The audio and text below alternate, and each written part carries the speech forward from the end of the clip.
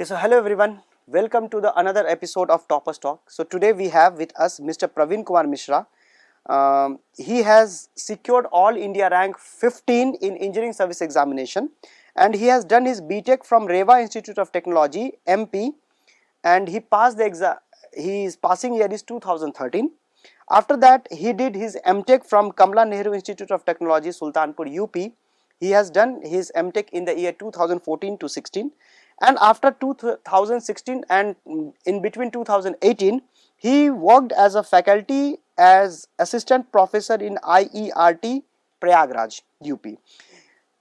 From there only he got motivated to write the engineering service examination, and then after making his mind, he took mains test series, interview guidance program and prelims test series from Made Easy in the year 2020 and 21, and finally after giving so many interviews in 2020, various PSUs and various other interviews, in which some he qualified, some he didn't, and finally he qualified engineering service examination with the flying colors of AIR 15, and he has also given engineering services in the year 2019. He qualified mains, but he didn't qualify the prelims, interview, and in 2020 he went up to the interview and finally he was unable to clear the interview, and finally in this year 2021 he cracked engineering service examination with a very good rank of 15. So before we start a formal discussion, let me congratulate Mr. Praveen.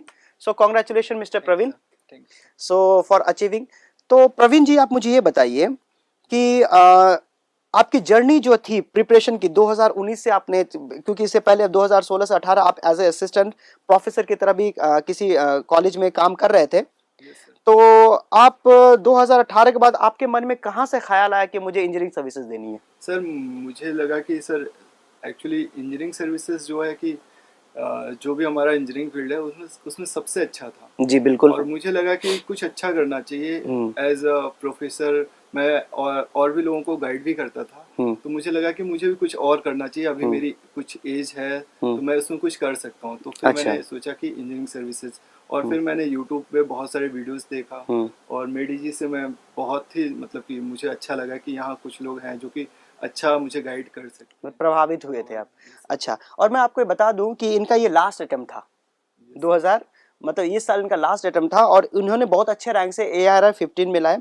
और actually ये इनके बारे में एक और चीज़ है कि इन्होंने इससे पहले भी, जैसे वो इंजीनियरिंग सर्विस की तैयारी कर रहे थे, तो उन्होंने बहुत सारे PSUs भी दिए हैं। जैसे मैंने UPRVNL का एग्जाम दिया, इंटरव्यू दिया, लेकिन लास्ट में क्वालिफाई नहीं हुए। अच्छा। और फिर मैंने नीलेट का भी दिया था, और इससे पहले मैंने नेट का दिया, नेट नेशनल एलिजिबिलिटी टेस्ट था, वो भी दिया, तो वहाँ क्वालिफाई, कुछ जगह क्वालिफाई भी हुए। अच्छा। तो लेकिन मुझे फाइनली इंजीनियरिंग सर्विसेज में जाना, मतलब कि आप कंटिन्यूअसली, इन्होंने कड़ी मेहनत करते रहे कि हमको इंजीनियरिंग सर्विसेज गोल के लिए उन्होंने बहुत सारे इधर उधर PSUs भी ट्राई किए ताकि उनका टेक्निकल जो है सब्जेक्ट स्ट्रांग हो जाए। ठीक है, तो आप ये मुझे बताइए कि 2019 में आपने लिखा है कि आप मेंस तो गए, क्वालिफाई कर लिए थे। अच्छा, मेंस क्वालिफाई नहीं किए थे। ओके ओके, सो प्री क्वालिफाई किए थे, मेंस क्वालिफाई नहीं किए थे। Okay, so sorry. 2019 में प्री क्वालिफाई किए थे, मेंस क्वालिफाई नहीं कर पाए थे, क्यों नहीं कर पाए थे? क्या ऐसी गलती हुई थी? सर ऐसा था कि मुझे लग रहा था शायद मुझे कुछ, मैंने पढ़ा बहुत था लेकिन फिर भी मुझे कुछ कमी थी, जिसको मैंने 2020 में मैंने इम्प्रूव किया था। अच्छा। और फिर 2020 में मैं मेंस भी क्वालिफाई किया था, लेकिन इंटरव्यू में कुछ मार्क्स से मेरा नहीं रह गया था। और फिर उसके बाद नेक्स्ट टाइम मैं फिर से वही जोश के साथ मैंने सोचा कि आगे मुझे करना है, चाहे जो हो जाए। अच्छा, तो फिर आपको कभी ऐसा नहीं लगा कि ये आपका लास्ट अटेम्प्ट में नहीं होगा? कभी ऐसा नेगेटिव ख्याल नहीं आया था आपके मन में? सर कुछ ख्याल तो आया, लेकिन फिर ये हुआ कि मैंने अपने ऊपर विश्वास रखा और फिर मैंने होप नहीं छोड़ा। मैंने कहा अच्छा, नहीं, मुझे करना ही है तो करना है, तो चाहे जो हो जाए। अच्छा, तो ऑन एन एवरेज आप कितने घंटे पढ़ते थे?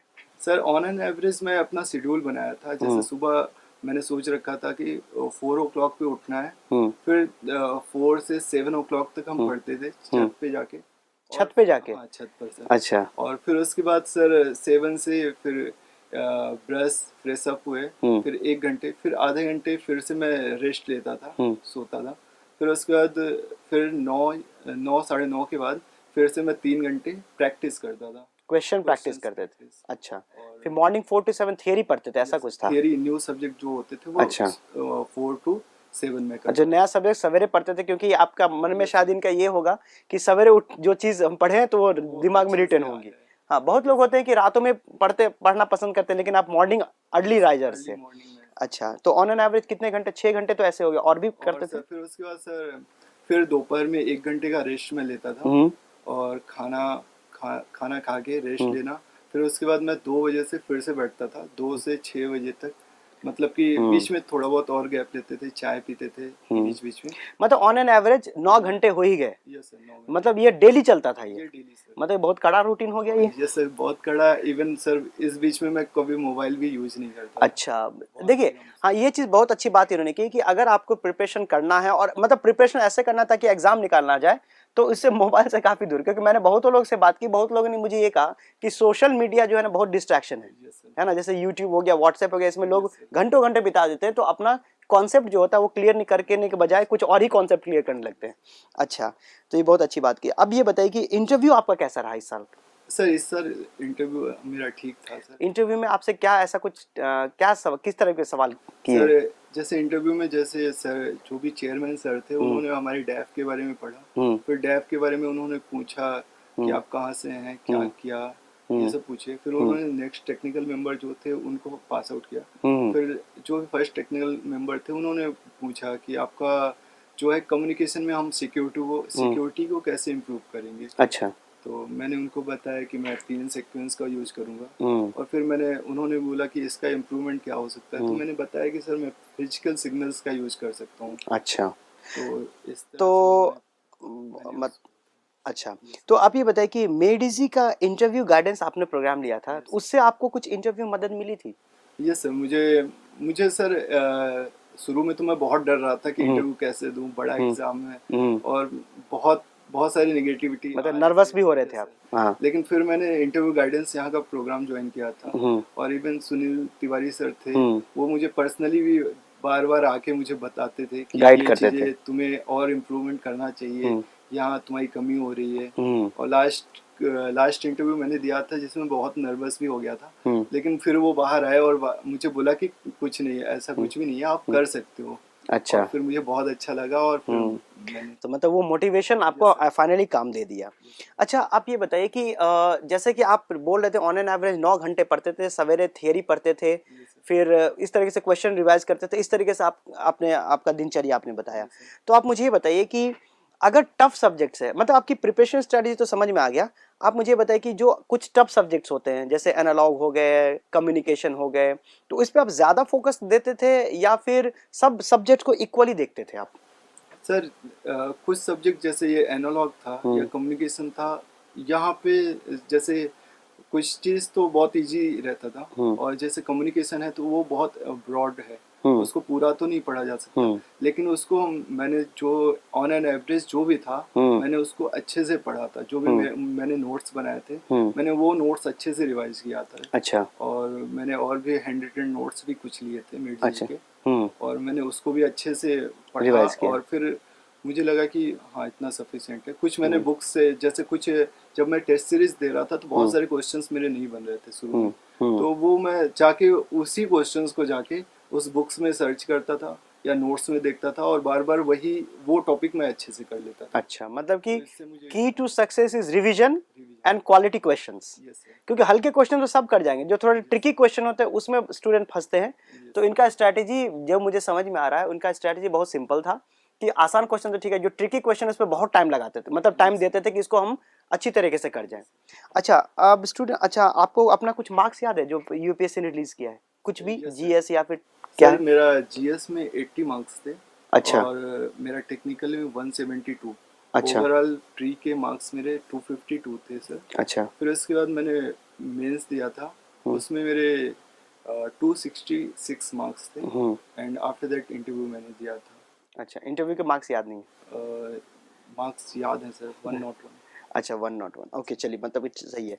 तो आप ये बताइए कि जीएस को आपने कैसे तैयार किया था, क्योंकि जीएस एक ऐसा है, वो भी जीएस में क्योंकि इतने सारे सब्जेक्ट्स हैं, प्रोजेक्ट मैनेजमेंट है, क्वालिटी है, मटेरियल साइंस है, तो उसमें बहुत सारी चीज़ें जो आपको याद रखनी, बहुत वास्ट सिलेबस है। मैथ्स, एप्टीट्यूड और ये तो ठीक है, बाकी जो टॉपिक्स हैं उसको आपने कैसे कवर किया था? सर जैसे मैंने करंट अफेयर के कुछ पार्ट में, मतलब मेरी एक आदत थी सर कि मैं डेली मतलब न्यूज़पेपर पढ़ता था। अच्छा। मतलब चाहे आधे ही घंटे पढ़ता हूँ, लेकिन एक बार मतलब कुछ हेडिंग्स में देख लेता था। और दूसरी ये थी कि मैंने करंट अफेयर की बुक्स लिया था, मेडी जी का ही, तो उसमें बहुत सारी चीज़ें मुझे मिल गई थी। अच्छा। और उसके साथ साथ जीएस के पार्ट के लिए अदर जो सब्जेक्ट हैं, एनवायरनमेंट और मैनेजमेंट के, क्वालिटी मैनेजमेंट, प्रोजेक्ट मैनेजमेंट, इनके लिए सर मैंने मेडी जी का ही बुक्स खरीदा था। अच्छा। और उस बुक्स में मैं उसी बुक्स में जहाँ जहाँ मुझे दिक्कत होती थी वहीं पर सर मैं हाइलाइटर से हाईलाइट कर लेता था। फिर इसके ऊपर आप यस सर, काम बार करते बार थे। फिर जैसे जब भी मैं बुक्स खोलता था तो मुझे वही चीज़ें बार बार दिख जाती थी। अच्छा, तो वो आपके दिमाग में बैठ गया था वो। अच्छा, फिर मुझे ज़्यादा रिवाइज करने की जरूरत नहीं होती थी। अच्छा, तो ये तो आपकी प्रिपरेशन स्ट्रेटेजी थी। तो आप मुझे बताइए, जैसे प्रीलिम्स का आपने बताया कि जीएस के लिए मेडी जी के बुक्स आपने रेफर किए थे, टेक्निकल के लिए फिर आपने कोई स्टैंडर्ड टेक्स्ट बुक फॉलो किया था या फिर जो आपने पढ़ा था उसी को बार बार रिवाइज करते थे? सर मैंने स्टैंडर्ड बुक्स बहुत कम पढ़े हैं, मतलब अच्छा। इधर at the time of preparation, क्योंकि सर एक बुक अगर पढ़ते हैं तो बहुत टाइम लग जाता है। अच्छा। तो इसलिए मैंने नोट्स लिए थे, हैंड रिटन नोट्स, और उससे ही मैंने मतलब पूरा रिवीजन किया था। अच्छा। मोस्टली। और ओके। क्योंकि सर बुक्स में मैंने बस कुछ स्पेसिफिक टॉपिक जो थे बस वही देखे थे। अच्छा। जो एकदम से नहीं समझ में आ रहा। ओके, तो जो टफ कॉन्सेप्ट्स थे उसको आप कोशिश करते थे स्टैंडर्ड बुक से रिलेट करने का या फिर कैसे करते थे वो? सर मैं सॉल्व क्वेश्चन जो होते हैं बुक्स के? जो भी स्टैंडर्ड बुक्स थे उसके कुछ मैंने सॉल्व किए थे अच्छा। फॉर द मेंस एग्जाम के लिए। ओके, ठीक है।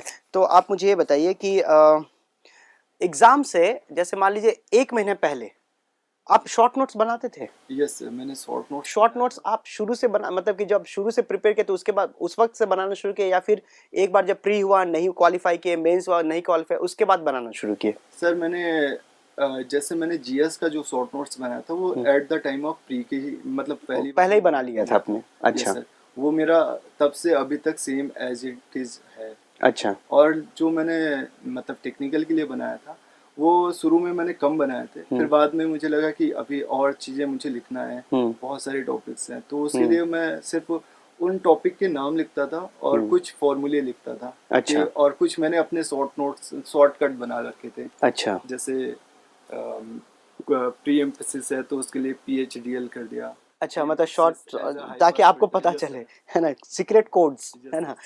ओके। अच्छा, आप इन्होंने ये भी लिखा है कि आप एक आपका खुद का एक इनका वेंचर है जो खुद ही स्टार्ट किए हैं, उनका नाम इन्होंने लिखा है डास पी मार्ट समथिंग है, तो उसमें वो आपका वेंचर है। तो ये काम भी करना और पढ़ाई भी करना दोनों आप कैसे मैनेज करते थे? क्योंकि आप तो बोल रहे हो कि सवेरे 4 से लेके इतना तो पढ़ते रहते, तो फिर ये कैसे होता था पॉसिबल? सर ये मैंने जो काम चालू किया था, मैंने डेस्पी मार्ट ट्रेडिंग का काम था मेरा। अच्छा। और उसके बाद फिर मैन्युफैक्चरिंग का भी काम मैंने चालू किया। तो सर शुरू में एक्चुअली मेरा फर्स्ट, जब मैंने पहली बार दिया था यस, तो मेरा नहीं हुआ था। हाँ। तो फिर मैंने सोचा कि मुझे कुछ करना भी चाहिए, कब तक घर में मतलब ऐसे काम करेंगे। मतलब खुद भी कमाना चाहिए, ऐसा आपके मन में आया? तो मैं जाके और सारे जगह से अपना ट्रेडिंग का काम सामान लिया और फिर अपना खुद का काम चालू कर दिया। अच्छा। और उसके साथ साथ सर मैं शुरू में कम पढ़ता था, फिर उसके बाद मेरे भाई थे, तो मैंने उनको पूरा चीज़ बताया और वो पूरा हर चीज़ आप इधर आ गए फिर? उसके बाद से मैं यहाँ करने लगा। और अच्छा, तो क्वेश्चन प्रैक्टिस करने के लिए आपने प्रीवियस ईयर क्वेश्चंस भी लगाए थे? यस सर, मैंने प्रीवियस ईयर क्वेश्चंस लगाए थे और फॉर द मेंस के लिए सर मैंने कन्वेंशनल बुक लिया था। अच्छा, तो कितने साल के लिए आपने ये क्वेश्चन किया था? सर मैंने 2000 मोस्टली सर 2010 से 2020 के बीच का पूरे सारे क्वेश्चन लगा दिए थे। और क्योंकि सर उससे पहले 2016 से पहले काफ़ी क्वेश्चंस रिपीट होते थे। हाँ। और अभी जो है सर ट्रेडिंग जो भी हमारा है वो सर क्वेश्चंस नए आ रहे हैं। बिल्कुल बिल्कुल, क्योंकि बीच में समय भी दिया जा रहा पढ़ने के लिए। अच्छा, तो आपको मेंस टेस्ट सीरीज और प्रीलिम्स टेस्ट सीरीज चूंकि आपने 2020-2021 में भी मेडिजी का लिया था, उससे आपको कुछ फायदा मिला या बहुत फायदा मिला? थोड़ा मिला, ज्यादा मिला? बहुत मिला, मुझे नए नए क्वेश्चंस मिलने लगे थे। अच्छा। क्योंकि सर जो क्वेश्चन मुझे आता था वो तो सभी को आता है। अगर नए क्वेश्चंस मुझे नहीं मिलेंगे तो फिर मेरा आगे प्रिपरेशन मतलब रुक जाता है, मतलब स्टैटिक हो जाता है, लगता है कि कुछ अब लग रहा है कि अंदर कुछ जा ही नहीं रहा है, सिचुएशन आ जाता है। तो नए जब क्वेश्चन मिलते थे तो उसको पढ़ने के लिए मुझे फिर से पूरे नोट्स को रिवाइज करना पड़ता था उस टॉपिक से रिलेटेड। और फिर अगर वो क्वेश्चन फिर भी नहीं बन रहा है तो फिर या तो किसी टीचर सर हैं उनसे मैं मदद लेता था, और या तो फिर रेफरेंस बुक को लेता था। अच्छा, तो ये बहुत ही इन्होंने कड़ी मेहनत की, क्योंकि आप ये देखिए 2013 के जो बीटेक पास आउट है, 2018 तक उन्होंने कॉलेज में भी काम किया, सब चीज़ किया। 2018 के बाद इनके पास बहुत कम टाइम बच गया था इंजीनियरिंग सर्विसेज को निकालने के लिए, क्योंकि इनका ये लास्ट अटेम्प्ट है। तो आप सोचो कि तीन ही अटेम्प्ट बचे थे इनके पास। तो 3 अटेम्प्ट में उन्होंने पहला 2 अटेम्प्ट में पहले तो प्री क्वालिफाई किए थे, मेंस नहीं किए थे, फिर उन्होंने मेंस क्वालिफाई किया, फिर फाइनली उन्होंने बहुत अच्छा रैंक 15 लेके आया। तो आपको मन में कभी नहीं लगता था कि यार एक अटेम्प्ट वेस्ट हो गया, दूसरा अटेम्प्ट होगा नहीं होगा, अगर होगा तो फिर कैसे करेंगे? कभी आपको मतलब आप पढ़ते थे, आपको अपने ऊपर भरोसा था, लेकिन कभी बैक ऑफ माइंड नहीं चलता था, या फिर कि या घर वाले कभी इस तरह से प्रेशर डालते थे कि देखो बेटा तुम्हारा लास्ट अटेम्प्ट, तुम कैसे क्या करो? कभी ऐसा कुछ हुआ था? सर मुझे लगा बीच में बहुत सारे बार मतलब अप्स एंड डाउन्स आए। अच्छा, बहुत सारी दिक्कतें आई, लेकिन मुझे लगा कि सर मुझे लग रहा था, अंदर से फीलिंग था कि मैं निकाल उसके लिए मुझे चाहे जो हो जाए। क्योंकि और बहुत मतलब 2-3 एग्जाम में मैं क्वालिफाई भी नहीं कर पाया। और लेकिन फिर भी मुझे तो आप अपने आप को मोटिवेट कैसे, क्योंकि 9 घंटा पढ़ना डेली, अभी वो भी बहुत स्ट्रिक्ट इनका था कि इतना टाइम हम पढ़ेंगे, इतना रेस्ट करेंगे, इतना टाइम पे खाएंगे, इतना में हम टी लेंगे, स्नैक्स लेंगे। तो अपने आप को मोटिवेट कैसे करते थे इस चीज के लिए? मोटिवेट सर, एक तो मैं जैसे यूट्यूब में मेडी जी के बहुत सारे वीडियोस देखता था। अच्छा। और फिर उसके बाद बी सिंह सर की वीडियोस में देखता था। अच्छा। तो वो हर बार मतलब अच्छे से मोटिवेट करते थे। और इवन इंटरव्यू गाइडेंस प्रोग्राम में भी मैंने पिछले साल भी लिया था। तो वहाँ पे सर वो उनके अंदर इतनी एनर्जी थी कि वो बच्चों को मतलब इतने अच्छे तरीके से मोटिवेट करते थे। तो उसको देख के लगता था कि सर जब वो अभी भी मोटिवेट इतना अच्छा कर सकते हैं तो हम क्यों नहीं कर सकते? तो इसका मतलब आपके जर्नी में मेड जी का कितना, आप क्या बोलेंगे, कितना हाथ है? सर मुझे लगता है कि कुछ कह ही नहीं सकते सर, ऐसे मतलब आपने सीखा, क्योंकि इनका जैसे बोल रहे थे कि इन्होंने क्वेश्चन जो टेस्ट सीरीज जो लिया था प्री और मेंस का, वहां से भी टफ क्वेश्चन जो है, क्योंकि इनको इसीलिए शायद बुक प्रेफर नहीं करते थे, क्योंकि टफ क्वेश्चन तो मिल ही जा रहे हैं इनको, अच्छे अच्छे क्वेश्चन मिल ही जा रहे हैं, ऐसा आप सोचते थे? सर मुझे टॉपिक्स भी मिल जाते, वो टॉपिक्स मिलते थे जिसमें मुझे लगता था कि मुझे नहीं आ रहा है, क्योंकि सिंपल टॉपिक्स तो सर हम आराम से कर लेते थे। लेकिन तो हाँ, तो वहां से इनको ये मिला, और वहीं से इनको सोर्स मिलता था कि हाँ चलो अच्छे क्वेश्चंस मिल रहे हैं। तो क्योंकि मैंने जितने भी टॉपर से बात किया है, सबका यही कहना है कि टेस्ट सीरीज बहुत इंपॉर्टेंट चीज है, क्वेश्चंस करना ज्यादा बहुत इंपॉर्टेंट है। एक बार आपके कॉन्सेप्ट्स क्लियर हो गए, क्योंकि थियरी तो सब पढ़ लेते हैं, है ना, क्वेश्चन से और ज्यादा थियरी की क्लैरिटी आ जाती है। तो क्वेश्चन अगर ज्यादा की जाए तो शायद थियरी पे भी अच्छा कमांड कर सकता है, है ना? अगर प्रैक्टिस नहीं करेंगे तो फिर थ्योरी तो भूल जाते हैं हम भी। अच्छा, आपको नहीं लगता था यार यही क्वेश्चन पिछले साल भी किए थे, यही क्वेश्चन पिछला 10 साल का फिर से कर रहे हैं, तो आपको नहीं लगता बोरियत जैसा लगता नहीं था कि आपको लगता है कि नहीं कुछ सीखने को मिल रहा है? क्या आपको क्या लगता था, कैसे करते थे ये? सर हर साल मुझे लगता था कि सेम क्वेश्चन कर रहे हैं, लेकिन मैं उन क्वेश्चन पे ज्यादा प्रैक्टिस करता था जो कि मतलब नए थे। और पुराने तो सर मतलब नोट्स में ही मिल जाते हैं, सब प्रीवियस ईयर में भी मिल जाते हैं, लेकिन नए क्वेश्चन नहीं मिलते हैं कहीं भी। उसके लिए सर मैंने कंटिन्यूअसली टेस्ट सीरीज ज्वाइन किया था। अच्छा, मतलब कि कंटिन्यू, इनका ये कहना है कि question practice is the key to success, ये कहना चाह रहे हैं आप? मतलब कि जितना, क्योंकि जितने लोग बोल रहे हैं सब टेस्ट सीरीज बोल रहे हैं, यानी कि क्वेश्चन इन्होंने इतने प्रैक्टिस, क्योंकि थियरी जो है मेरे समझ से मोर और लेस 19-20 सबको आता होगा, लेकिन ये जो डिफरेंस क्रिएट करता है क्वेश्चन, क्योंकि एग्जाम में मैक्सिमम क्वेश्चन ही पूछे, थियरी बहुत कम होते हैं। अच्छा, तो आप मुझे ये बताइए कि जैसे कि जो कॉमन सब्जेक्ट्स हैं, जैसे कि इलेक्ट्रिकल और इसी में नेटवर्क है, कंट्रोल है, सिग्नल है, और ये थोड़े से हल्के टाइप के भी सब्जेक्ट माने थे, तो क्या आप इसमें इसी वाले ही इसमें फोकस थे, या फिर आपने सोचा कि चलो प्रीवियस ईयर इलेक्ट्रिकल का भी कर ले? सर मैंने प्रीवियस ईयर इलेक्ट्रिकल भी किया था, और जैसे मैंने ये सब्जेक्ट तो अच्छे मेरे थे ही, लेकिन मैंने जो नए सब्जेक्ट थे जैसे एडवांस इलेक्ट्रॉनिक्स, एडवांस कम्युनिकेशन या इलेक्ट्रिकल और मेजरमेंट, मैंने इस पर भी बहुत सारे जोर दिए थे। अच्छा, क्वेश्चन प्रैक्टिस मैंने इसके ज्यादा बहुत ही किए थे। मतलब जो टफ क्वेश्चन सर उस पे आपने बहुत ज्यादा क्वेश्चन प्रैक्टिस किया, तब जाकर के आपको कमांड हुआ उस सब्जेक्ट पे। तो यानी कि तो आप क्या सजेस्ट करोगे कि अगर किसी सब्जेक्ट पे कमांड करना है तो आपके हिसाब से क्या सबसे बेहतर तरीका है? सर मुझे लगेगा कि पहले तो जो नॉर्मल सब्जेक्ट है उस पे सभी पढ़ते हैं, ठीक है। कुछ उन सब्जेक्ट पे हमें ज़्यादा फोकस करना चाहिए जो कि एकदम नए हैं, और क्वेश्चन भी अभी अभी के जो ट्रेंड में देख रहे हैं हम सर, क्वेश्चन भी मोस्टली उसी से पूछे जा रहे हैं नए सब्जेक्ट्स में, और वो सर टफ रहते हैं। नॉर्मल क्वेश्चन सभी के एवरेज मार्क्स आ जाते हैं। अगर आपको अच्छा करना है तो मुझे लगता है कि इन सब्जेक्ट्स पे और अच्छा कमांड रखना चाहिए। तो उसको कैसे किया जा सकता है आपके हिसाब से? सर उसके लिए सर हमें प्रैक्टिस करना चाहिए और बहुत सारे क्वेश्चंस, और सबसे ज़्यादा जरूरी है कि हम टेस्ट सीरीज दें। अच्छा। जो भी मेडी जी का है उसमें बहुत सारे नए क्वेश्चंस मिल जाएंगे आपको। अच्छा, तो अभी क्या है कि आपके वीडियोस बहुत लोग देखेंगे, है ना? तो आप जो नए एस्पिरेंट्स हैं जो इंजीनियरिंग सर्विसेज को क्रैक करना चाहते हैं उनके लिए आप क्या सुझाव दोगे? क्या उनका सजेशन, आपका क्या सजेशन उनके लिए? सर मेरा सजेशन ये है कि उनको जल्दी से जल्दी अपने जो भी प्रिपरेशन स्ट्रेटजी है उसको फॉलो करना चाहिए, और जल्दी से जल्दी कहीं कुछ भी जो भी है कोचिंग है वो ज्वाइन कर लें और लग जाएं। वो उनको अपना खुद का टाइम टेबल बना लेना चाहिए, और मुझे लगता है कि अगर अभी से करेंगे तो श्योर है कि आपका अच्छा, इस पे सोशल मीडिया का कितना रोल है?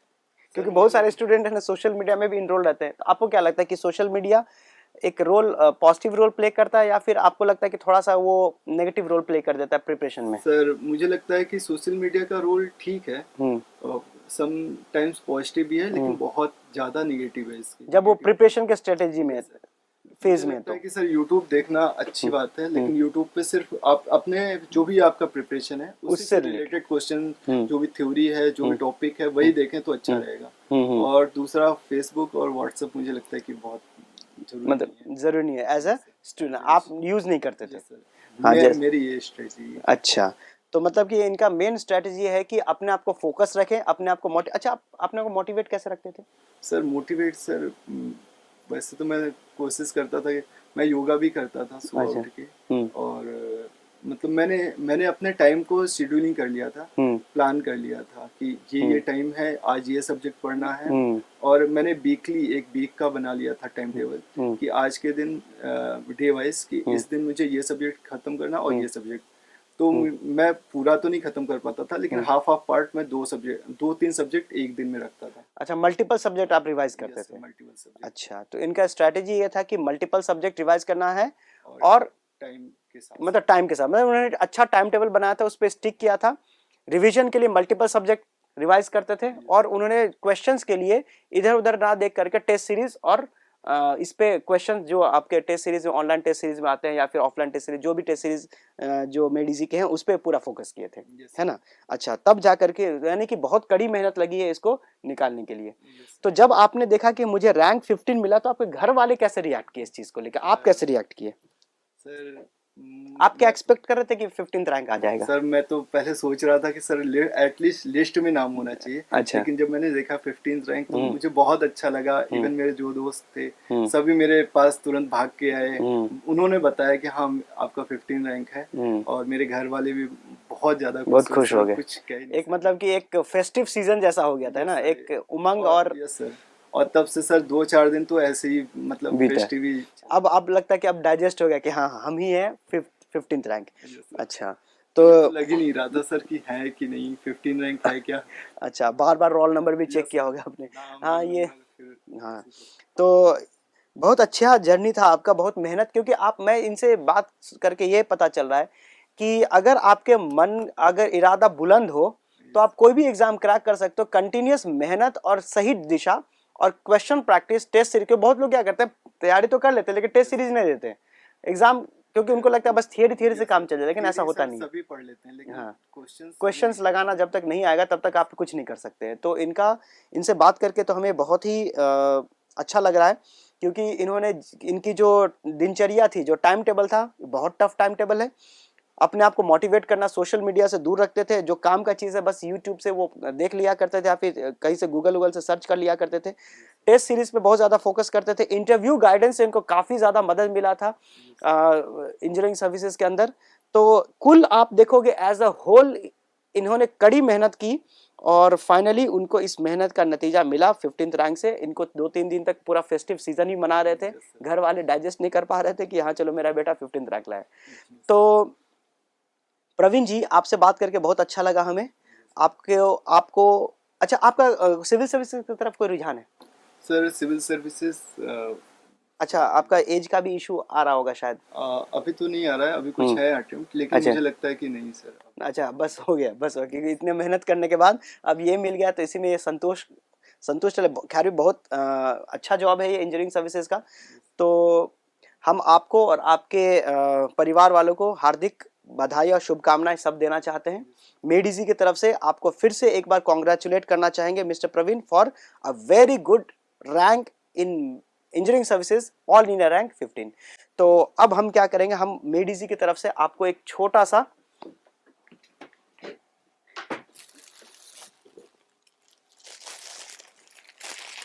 ये एक छोटी सी मेरिटोरियस अवार्ड फ्रॉम मेडिजी,